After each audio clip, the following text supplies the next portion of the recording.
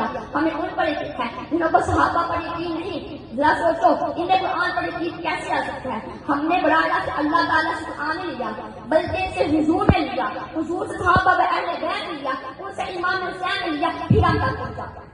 میدان کربلا میں جو قرآن آیا ہے تو یہ قرآن کی تیسری منزل ہے. حسین کو قرآن پر یقین کیسے آیا؟ حسین کو قرآن پر یقین آیا صدیق اکبر سے سن کر, عمر فاروق سے سن کر, عثمان غنی سے سن کر, مولا علی سے سن کر. حسین نے قرآن صحابہ سے لیا, اپنے خاندان سے لیا. اس لیے امام حسین کو قرآن پر یقین تھا تو گھر سے قرآن پڑھتے چلے تھے. جب مدینے سے چلے تو بھی قرآن پڑھ رہے تھے, جب کربلا میں پہنچے تو بھی قرآن پڑھ رہے تھے, پھر نیزے کی نوک میں بھی قرآن پڑھ رہے تھے اور قرآن کی تفسیر کر رہے تھے. قرآن حسین کے نانا پر نازل ہوا, اس کی تلاوت کا حق حسین کی ماں نے ادا کیا, اس کے احکام کی تعمیل کا حق کربلا میں حسین نے ادا کیا. قرآن اور حسین کا کوئی دامن کا ساتھ ہو, دونوں دنیا کے بھی ساتھی اور آخرت کے بھی. قرآن اور اہل بیت خود کوثر میں اکٹھے ہوں گے.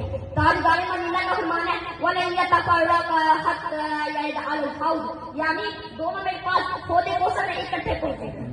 قرآن اور حسین دونوں رب گوش رسول بھی تھے, زینت آغوش بطول بھی. حسین قرآن کی عظمت کا گواہ ہے تو قرآن حسین کی طہارت کا گواہ ہے. حسین قرآن کی دعوت دیتا رہا تو قرآن حسین کی شہادت دیتا رہا. قرآن نور ہے, حسین نور و علا نور ہے. دونوں کی منزل ایک, محمد ایک, دونوں کا مقصد ایک, مدہ ایک, دونوں کا محبوب ایک, منشا ایک, دونوں کا عین ایک, دستور ایک, دونوں کا قانون ایک, منشور ایک.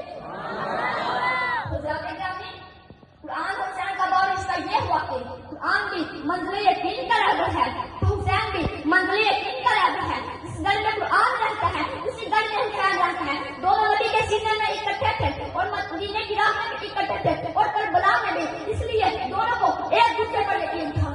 میرے ساتھی حسین کی شان دیکھو, ایسا حکومت سے پایا ہی نہیں اور لگتا ہے کہ یہ جہان گئے پر سجنے نے کسی چیز کو ٹالا ہی نہیں. اپنے رب کو راضی کرنے خاطر حتی اسے کسی مال کمایا ہی نہیں اور ممبرا کا سب قرآن کا ڈیٹ جانے نے کس کا سایا ہی نہیں.